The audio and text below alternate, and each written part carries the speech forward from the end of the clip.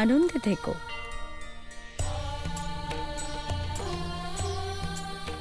সুখে থেকো। প্রণাম মাতা। ক্ষমা করবেন মাতা, আপনি এখানে প্রসাদ বিতরণ করছেন আর ওখানে সাথীর পরিবারে। দেবর্ষি, মহাদেব আমাকে নিজের ভক্তদের কাছে যেতে বলেছিলেন, তাই আমি এখানে এসেছি। অর্থাৎ মাতা আপনার সাথীকে নিয়ে কোনো চিন্তা নেই? দেবর্ষি, সাতের জীবনে যে সকল বাধা বিপত্তি আসছে তা প্রত্যেক মানুষের জীবনেই আসে, তাই আমি এখনকার পরিস্থিতি নয়, ওর ভবিষ্যৎ নিয়ে চিন্তিত। ওর ভবিষ্যৎ নিয়ে মানে? মাতা, আপনি কি বলতে চাইছেন? দয়া করে স্পষ্ট করে বলুন, এমন কি সমস্যা আসতে চলেছে ভক্ত সাথীর জীবনে? মাতা, আপনি মৌন কেন? দয়া করে বলুন না মাতা। জয় সন্তোষী মা, জয় সন্তোষী মা।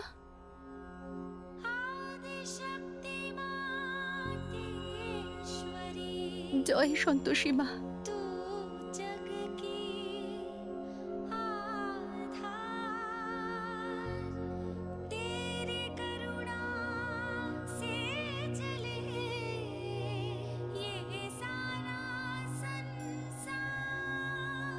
জয় সন্তোষী মা।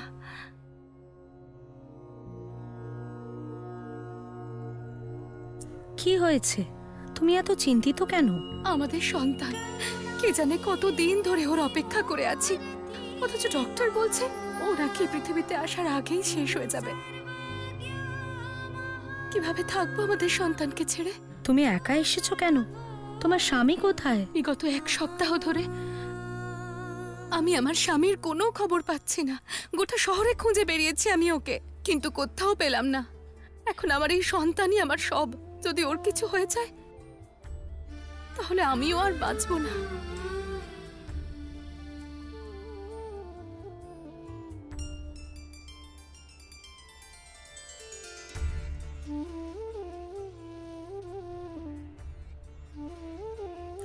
চিন্তা করো না, আর নিজের সন্তানের জন্য তোমার আরাধ্যের কাছে মনে প্রাণে প্রার্থনা করো, দেখবে সব ঠিক হয়ে যাবে।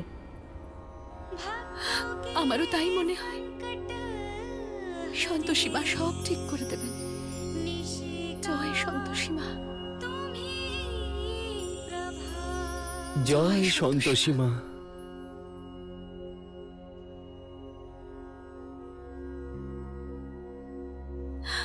সুষমা, তুমি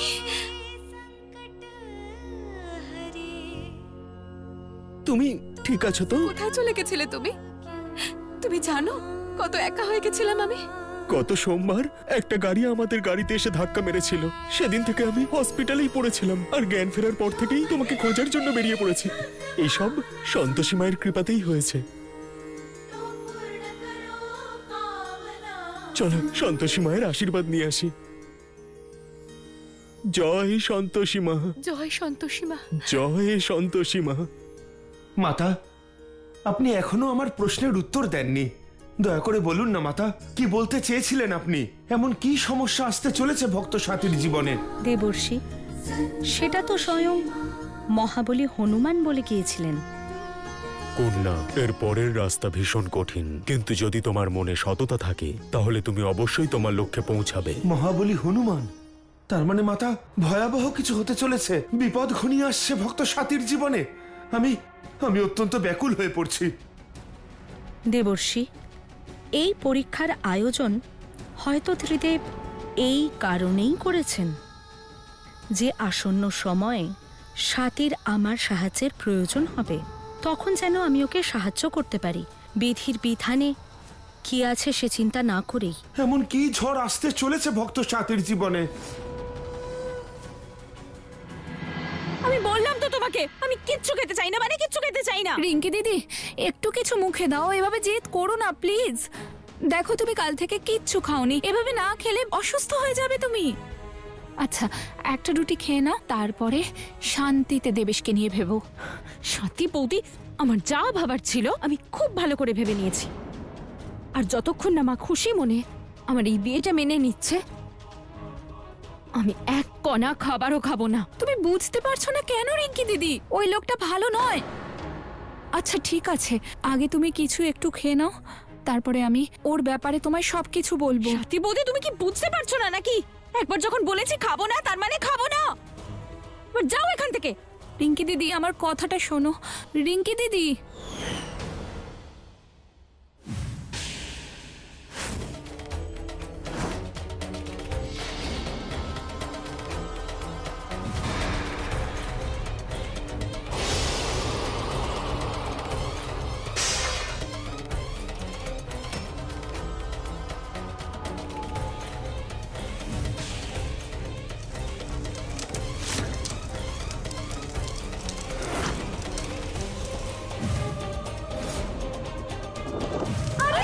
কেউ বাঁচাও!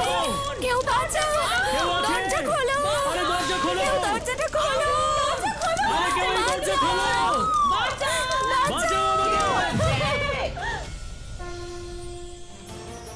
স্বাতী, ওঠো। স্বাতী, ওঠো।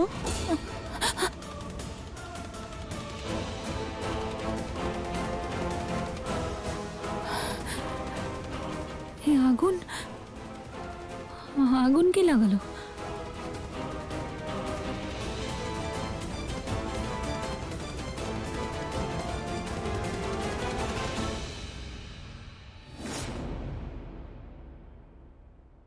এই সাথী, সাথীমা, কি হয়েছে? ঠিক আছো তো? আমি দেখলাম যে কেউ কেউ আমি তো কিচ্ছু ভেবে পাচ্ছি না। দেবেশ সারাক্ষণ আমার মাথার মধ্যে ঘুরছে। রিঙ্কি কেন এত জেদ করছে বলো তো? মাকে তো খুব চিন্তিত মনে হচ্ছে। আমি মাকে কিছুই বলতে পারবো না। কিন্তু তোমার কি হয়েছে? শরীর ঠিক আছে তো? হ্যাঁ, আমি ঠিক আছি। আসলে হঠাৎ করে আমার মাথাটা ঘুরে গেল মা। কি মাথা ঘুরছে? হে ভগবান, চলো চলো, ওঠো ওঠো ওঠো ওঠো। মা, আমি আমি একদম ঠিক আছি, ঠিক আছি আমি। সত্যি বলছো তো? হ্যাঁ। সারাদিন সবার কথা চিন্তা করছো, এবার একটু নিজের খেয়ালও রাখো। গত 3-4 মাস ধরে তোমার উপর দিয়ে অনেক ঝড় গেছে। তাছাড়া তুমি কত কষ্ট সহ্য করেছো সেটা তো আমি জানি। তাই সবার পাশাপাশি এবার থেকে একটু নিজের খেয়ালও রেখো। আমি রিঙ্কির কাছে যাই। কেন যে এত জেদ করছে মেয়েটা? তুমি বিশ্রাম নাও।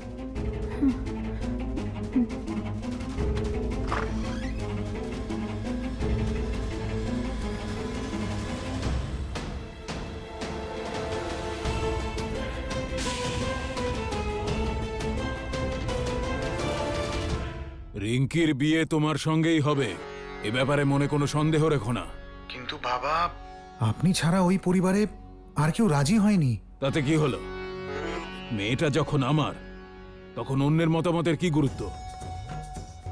তুমি বিয়ের প্রস্তুতি নাও শুধু। আপনি যা বলবেন। হ্যাঁ,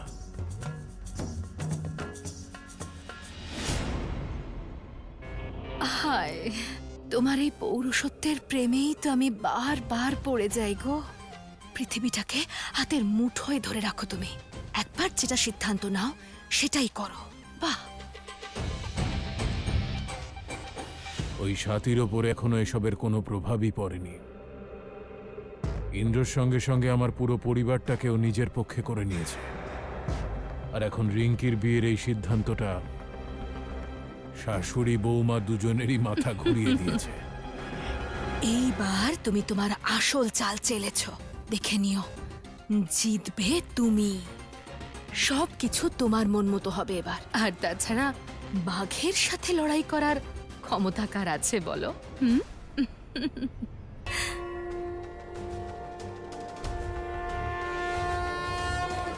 হে মা সন্তোষী, কিছুক্ষণ আগে আমি যেটা দেখলাম সেটা কি ছিল? এমন কি বিপদ আসতে চলেছে আমাদের পরিবারে? মা, এই অদ্ভুত এক স্বপ্ন দেখিয়ে আপনি আমায় কি বলতে চাইছিলেন বলুন মা। সে কে যে আমাদের বাড়িতে আগুন লাগাতে চাইছে? মাতা, ভক্ত সাথী কি ভবিষ্যৎ দেখতে পাচ্ছে?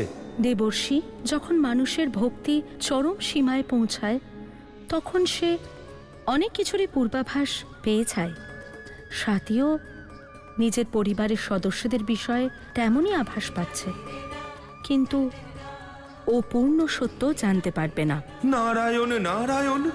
মাতা, ভক্ত সাথীকে কি আপনি সাহায্য করতে পারেন না, যাতে ও ভবিষ্যৎ সম্পর্কে জানতে পারে আর তার পরিবারের লোকজনদের রক্ষা করতে পারে? দেবর্ষি, সেটা সম্ভব নয়, কিন্তু আমি আমার পরীক্ষা শীঘ্রই পূর্ণ করব, যাতে আসন্ন সময়ে আমি সাথীকে সাহায্য করতে পারি। মা, কৃপা করে সত্যিটা জানতে আমায় সাহায্য করুন, যাতে কোনো রকম বিপদ যদি আসে আমি তার সম্মুখীন হতে পারি আর নিজের পরিবারকে রক্ষা করতে পারি। মা, সাহায্য করুন মা, সাহায্য করুন। দেখ রিঙ্কি, আমরা কেউ তোর শত্রু নই যে তোকে ভুল বোঝাবো। দেবেশ ভালো ছেলে নয় রে, এ কথাটা কেন বুঝতে চাইছিস না? খুব ভালো, আমি শুধু সবার কথা বুঝবো আর আমার কথা কেউ বুঝবে না। জানি তুমিও আমাকে জ্ঞান দিতে এসেছো, তাই না? জ্ঞান দিচ্ছি না, এটাই সত্যি। আমরা সবাই তোকে সুখী দেখতে চাই, তাই সবাই তোকে বলছে। তুইও জানিস বাবা কারোর কথা শুনবে না, কারোর বলাতেই এই সম্বন্ধ ভাঙবেন না, তাই তুই না করে দিলেই মঙ্গল।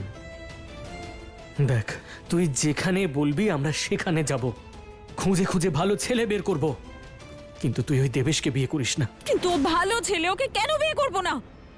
আমি তো কিছু খারাপ দেখতে পাইনি ওর মধ্যে। আমি দেবেশকে পছন্দ করি ছোটদা ভাই, আর আমার মনে হয় না ওর চেয়ে ভালো ছেলে আমি আর পাবো। মাথা খারাপ হয়ে গেছে নাকি তোর? সবাই তোকে বোঝাচ্ছে যে ও ভালো ছেলে নয়, এইটুকু বুঝতে পারছিস না তুই?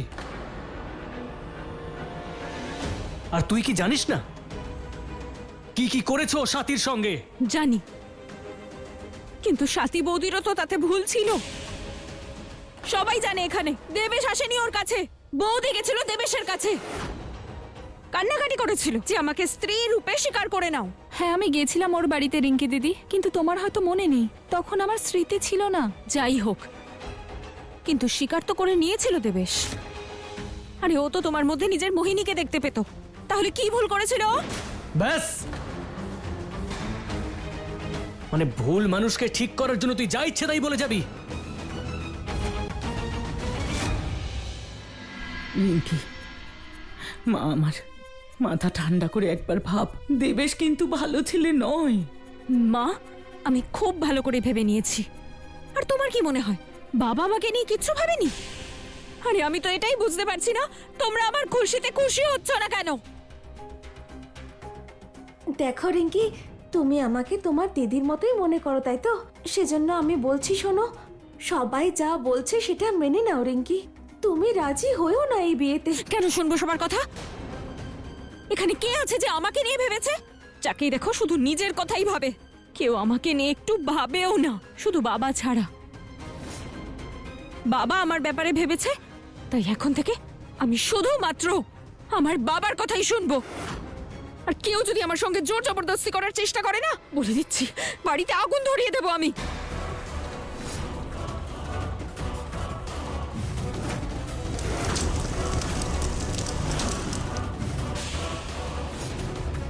এই, এসব কি বলছিস তুই? এখানে সবাই তোর খুশি চায়। হ্যাঁ, খুশি থাকবো আমি দেবেশের সঙ্গে, ওকেই বিয়ে করব। আর এ নিয়ে যদি কেউ কিচ্ছু আমাকে বলে, তাহলে আমি সব শেষ করে দেব। রিঙ্কি, মাথা খারাপ হয়ে গেছে নাকি তোর? বলতে বলতে হাঁপিয়ে গেছি যে আমি খুশি, কিন্তু কেউ আমার কথা বুঝতেই চাইছে না। আমি বলে দিচ্ছি, যদি কেউ আমার কাছে আসে না, আমি সব শেষ করে দেব। কিন্তু দেশলাই বাক্সটা ফেল, ওটা ফেলে দে।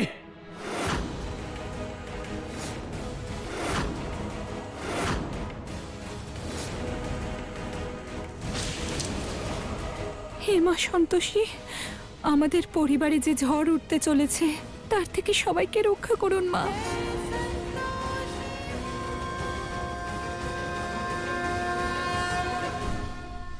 নারায়ণ নারায়ণ। মাতা, যখন মানুষ ভবিষ্যতের আসন্ন বিপদের অর্ধেক সত্যটুকু জানতে পারে, তখন সেই সত্য তাদের ব্যাকুল করে তোলে, বিচলিত করে তোলে। আর মাতা, ভক্ত সাথীর সঙ্গেও সেটাই হচ্ছে। ভক্ত সাথী কি করে এই বিপদের সম্মুখীন হবে? মাতা, আমরা কি ভক্ত সাথীকে ভবিষ্যতে আসন্ন এই বিপদ সম্পর্কে অবগত করাতে পারি? আমরা কি ওকে বলতে পারি সে কিভাবে এই সংকটের সম্মুখীন হবে, কিভাবে এই সমস্যার সমাধান করবে? মাতা, আমি অত্যন্ত ব্যাকুল হয়ে পড়ছি। স্বাতী, আমি তোমার প্রার্থনা শুনতে পাচ্ছি। নিজের আরাধ্যের উপর বিশ্বাস রাখো, আমি তোমাকে অবশ্যই সাহায্য করব। দেবর্ষি, আমি জানি আপনিও অত্যন্ত চিন্তিত, তবে মহাদেবের কৃপায় আমি আমার ভক্তের কষ্টের অবশ্যই নিবারণ করব। ধন্যবাদ মাতা। এই রিঙ্কি, তোর মা তোকে ভুল পরামর্শ দেবে না। ওই দেবেশ ভালো ছেলে নয়। ছাড়ো মা, আমি খুব ভালো করে জানি তোমরা কেউ আমার খুশি চাওই না। তুই বুঝছিস না কেন? আমরা কেউ তোর শত্রু নই। কিন্তু আমার তো মনে হচ্ছে তোমরা প্রত্যেকে আমার শত্রু। তাই সবাই শুধু আমাকে বোঝানোর চেষ্টা করছো, কিন্তু এটা ভাবছো না যে আমি কি চাই।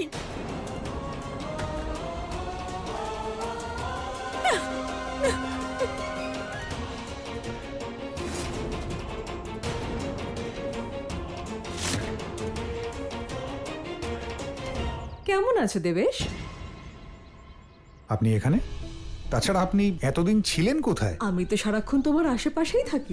মানে এটাই যে আমি জানি তোমার জীবনে কি কি ঘটছে, তুমি কি কি করছো। আরে তুমি তো বাম্পার প্রাইজ জিতেছো, অভিনন্দন। Thank you. পেশায় উকিল হওয়ার সুবাদে রিস্ক নিয়ে জেতা খুব ভালো করে পারি। অসাধারণ। সাথের কাছে পৌঁছানোর পথ বের করে ফেলেছো। পথ তো বের করতেই হতো, যাতে সাথীর কাছে আর কোনো পথ না বাঁচে। এবারও দিনরাত আমার চোখের সামনে থাকবে। আর তোমাকে বরণও করবে। তুমি ওই বাড়ির জামাই হতে চলেছো যে। তবে যে সাথী সবসময় তোমাকে বাড়ি থেকে তাড়াতে চাইতো, আজ সেই তোমাকে বাড়িতে স্বাগত জানাবে। অসুর রানী পৌলমী এই মুহূর্তে মহাদেবের সম্মুখে উপস্থিত হন। আমায় যেতে হবে, পরে দেখা হবে। মনে রেখো, নিজের হবু স্ত্রীর উপর নজর রাখবে, সে যেন আবার বিয়ের আগে মত পাল্টে না ফেলে। আর হ্যাঁ, বিয়ের দিন ঠিক হয়ে গেলেই আমায় খবর দিও। একদম। লেলা,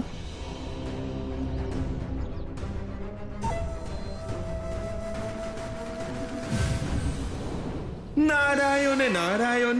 অসুর রানী পৌলমী, কি হয়েছে? আপনি কি জানেন না যে দেবাদিদেব মহাদেব আপনাকে স্মরণ করেছেন? আমি জানি, আপনার বলার কোনো প্রয়োজন নেই। হে কি অসুর রানী পৌলমী, আপনি আবার রুষ্ট হলেন। দেখুন, সত্য তো এটাই যে আমি মাতা সন্তোষীকে বিজয়ী হিসেবে দেখতে চাই। আর যদি আপনি বিলম্ব করেন তাহলে হয়তো এই পরীক্ষা স্থগিত হয়ে যেতে পারে। তাই এটাই ঠিক হবে, আপনি আমার সঙ্গে চলুন। আশা করি আপনার খারাপ লাগবে না। যাচ্ছি। নারায়ণে নারায়ণ। সবাই শুধু আমাকে বোঝাতেই ব্যস্ত, কেউ চায় না যে আমি সুখে থাকি। রিঙ্কি দিদি, কিন্তু আমিও ঠিক করে নিয়েছি, বিয়ে আমি দেবেশকেই করব।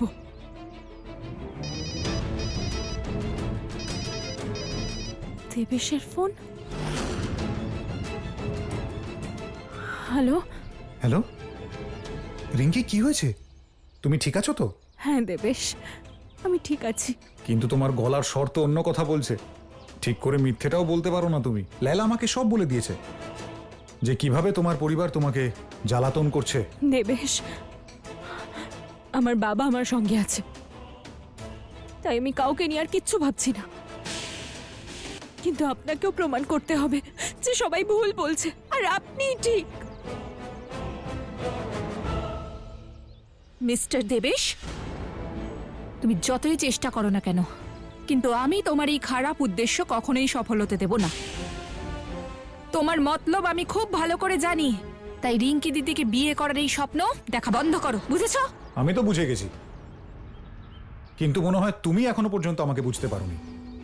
ওই যে মেয়েটা দাঁড়িয়ে আছে না তোমার পাশে, ভালো করে দেখো ওকে, কিভাবে আমার ভালোবাসায় মগ্ন হয়ে রয়েছে। হ্যাঁ, আর অন্যদিকে তোমার শ্বশুর মশাই, যে আমাকে ঘর জামাই বানাবার জন্য ছটফট করছেন। তুমি না শুধু চিৎকারটাই করতে পারো, প্রিয় মোহিনী, আর কিছুই করতে পারো না। শোনো দেবেশ, তোমাকে না আমি